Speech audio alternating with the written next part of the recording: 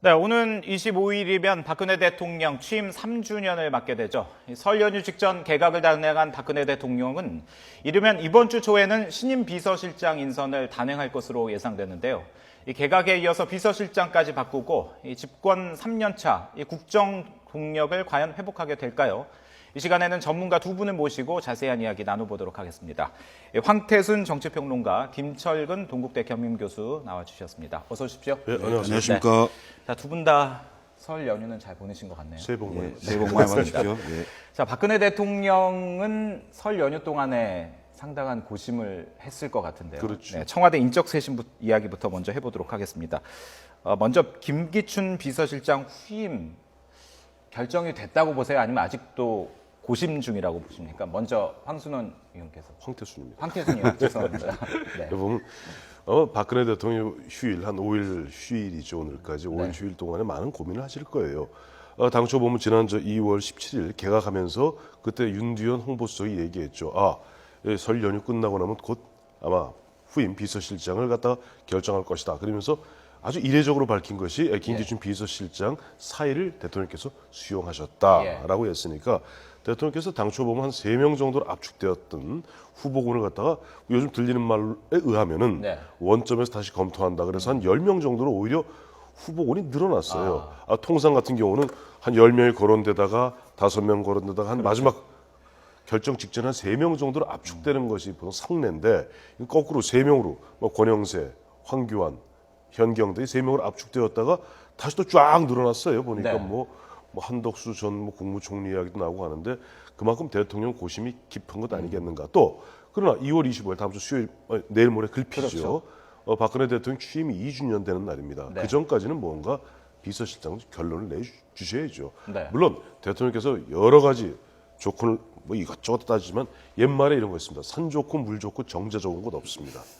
산 좋으면 물이 영 시원치 않고 또 물이 좋으면 정자가 영 시원치 않습니다. 그러니까 모든 걸 다 완벽하게 갖춘 그런 비서실장을 고려하지 마시고 보면은 어쨌든 객관적으로 봤을 때 이만한 사람이 됐다 하는 사람 중에서 골라서 나머지는 호흡을 맞추면서 데리고 쓰시면 됩니다. 그렇군요. 황태순 평론가께서는 10명으로 오히려 늘어났다. 인선 작업에 상당히 난항을 겪고 있을 것 같다라고 얘기를 하셨는데 김 교수님께서는 어떻게 보십니까? 저는 정반대로 좀 생각을 하는데요. 오히려 이미 낙점이 돼 있는 상황 아니냐. 이런 발표만 남겨뒀다. 그렇습니다. 발표만 남겨둔 것 같고 오히려 개각과 함께 이미 정해졌는데 개각이 상당히 친박 위주의 친정 체제 개각이 되다 보니 비서실장마저도 그런 어떤 친박 위주의 그런 사람이 같이 발표된다면 설 연휴의 어떤 여론이 상당히 더 안 좋아질 수 있다. 이런 상황들 때문에 오히려 설 연휴가 지난 이후에 발표 시점을 좀 재고 있는 게 아니냐 이런 생각이 좀 들고요. 그러니까 실제로 이제 이렇습니다. 국민들이 원하는 것은 이제 국민들이 대통령에게 어떤 국민들의 얘기를 전달해 줄 수 있는 사람, 대통령이 듣고 싶은 얘기만 그러니까 말하는 사람이 아닌 이런 사람과 그다음에 청와대가 김기춘 실장이 있을 때 상당히 기강회의 여러 사건들이 있었는데 기강을 좀 바로잡을 수 있는 사람 그리고 가능하면 친박 위주가 아닌 통합형 인사를 해주기를 원하고 있지만 실제로 박근혜 대통령 입장에서 보면 집권 3년 차에 내년에 총선, 내후년에 대선이 있는 상황이기 때문에 이번 해 안에 뭔가 그 실적을 좀 내야 될 거 아닙니까? 이런 상황이라면 손발이 좀 맞고 국정 철학을 잘 이해할 수 있는 그런 사람 중에서 이미 낙점돼 있는 거 아니냐 이런 생각이 좀 저는 듭니다. 그러면 누구라고 생각하십니까? 글쎄요, 사람을 딱 꼬집기는 뭐하지만요. 지금 거론되고 있는 사람들 중에 대통령하고 많은 정치적 경험을 같이 했던 사람들 중에 저는 될 가능성이 높다 이런 생각이 좀 듭니다. 그러니까 언론에 이미 여러분들 한 7분 정도 이미 하마평이 오른 바 있는데 그 가운데 한 명으로 낙점을 했을 것이다. 그럴 가능성이 이렇게 높다고 보시는군요. 봅니다. 알겠습니다. 일단은 이제 발표가 돼봐야 낙점됐는지 안 됐는지가 중요한 것이 아니라 어떤 인물이 됐느냐 이 부분이 이제 중요하니까요. 그건 좀 지켜보고요. 설 연휴에 앞서서는 이완구 신임 총리 임명이 있었습니다. 그리고 또 일부 이제 개각이 있었고요. 전반적으로 부처 개각에 대해서는 어떻게 평가를 하십니까?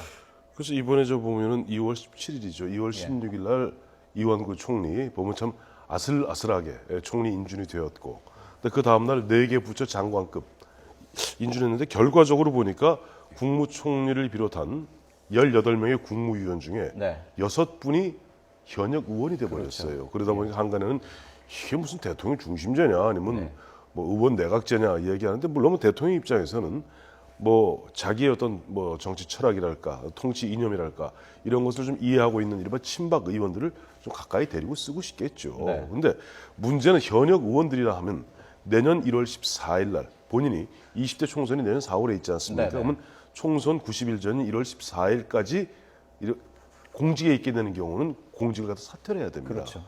자칫 잘못하면 지금 4분 이번에 뭐 3분이죠. 한번 국무총리 통과됐으니까 네.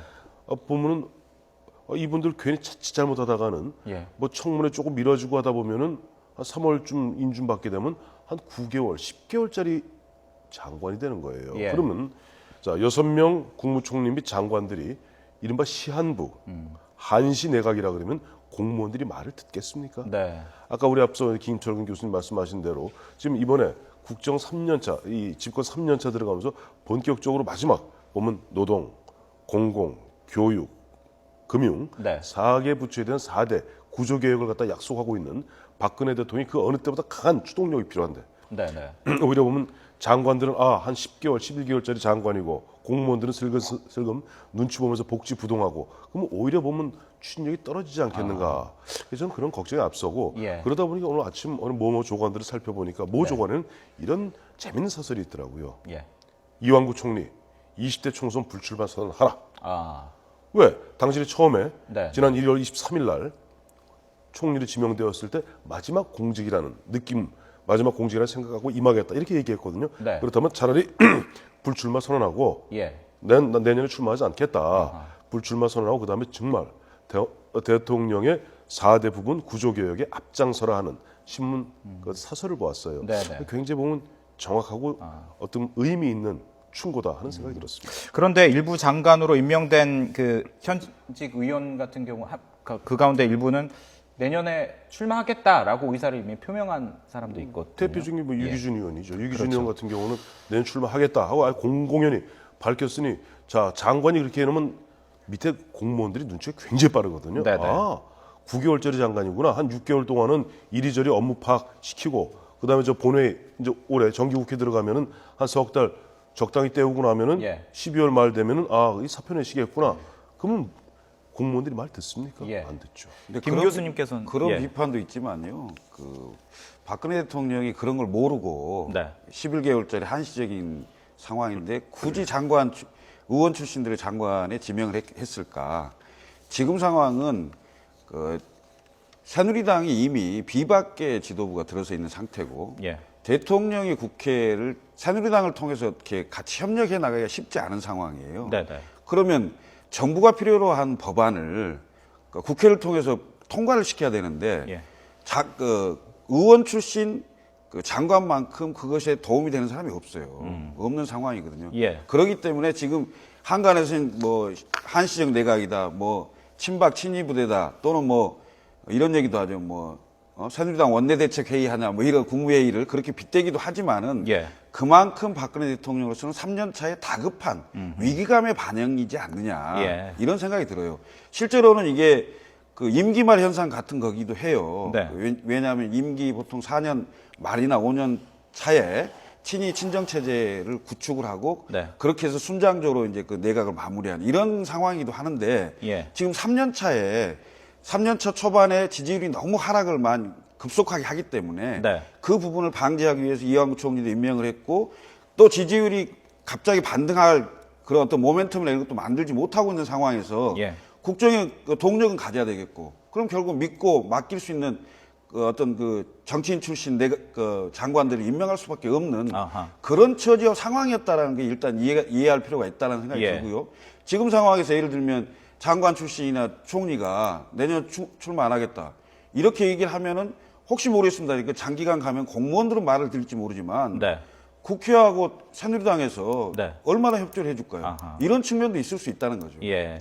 일단 황 평론가께서는 시한부 내각이다. 여기에 좀 방점을 찍어주셨고 김 교수님께서는 현역 의원들을 내각에 포진함으로써 당 정 간의 어떤 소통이 강화될 것이다. 이렇게 평가를 해주셨는데 그렇다면 이런 인적 쇄신을 반영해서 이제 앞으로 대통령에 대한 어떤 국정 지지도나 지지율들 이제 차차 나올 것 같은데 그동안에는 많이 하락했습니다. 어떻게 보십니까? 반등이 될 거라고 보십니까? 이미 반등을 하고 있죠. 예. 보면 저 리얼미터 2월 18일이니까 한 나흘 됐네요. 나흘 전에 보니까 2월 18일 발표했고 이게 또 다 읽어줘야 돼요. 예. 2월 16일부터 17일까지 이틀 동안 전국 19세 이상 유권자 1000명을 대상으로 전화 면접 자동응답 방식으로 무선자는 50%, 예. 유선자는 50%, RDD 방식으로 조사했어요.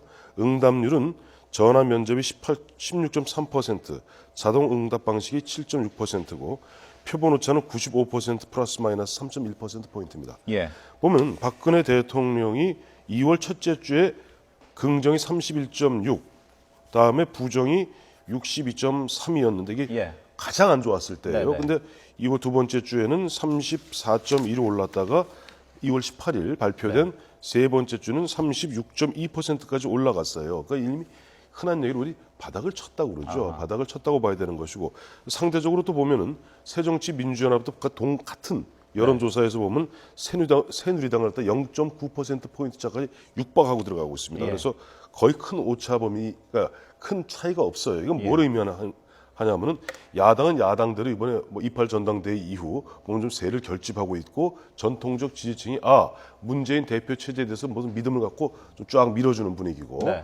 그러다 보니 상대적으로 보면 이번에 2월 첫 번째 주, 두 번째 주에 보면 기억하시겠습니다만은 예. 28 전당대회 이후에 정청래 새정치민주연합 최고위원이 박정희 대통령, 이승만 대통령 가리키면서 왜 문재인 대표가 그분들 묘소를 첨배했느냐. 예. 히틀러 운운 이야기하고 야스쿠니 신사 운운할 때 그동안 조금 보면 박근혜 대통령에게 실망해서 유보층으로 빠져있던 예. 보수 성향의 표들이 이래서는 안 되겠네 네. 하면서 대대적으로 보면 박근혜 대통령을 조금 성원하고 지지하는 쪽으로 몰리는 것 아닌가. 그래서 예. 일단 2월 첫째 주를 갖다가 어떻게 보면 제일 바닥 터닝 포인트로 해서 당분간은 조금 상승세를 탈 가능성이 있다. 예, 물론 여기 결정적 변수 하나 있지요. 네.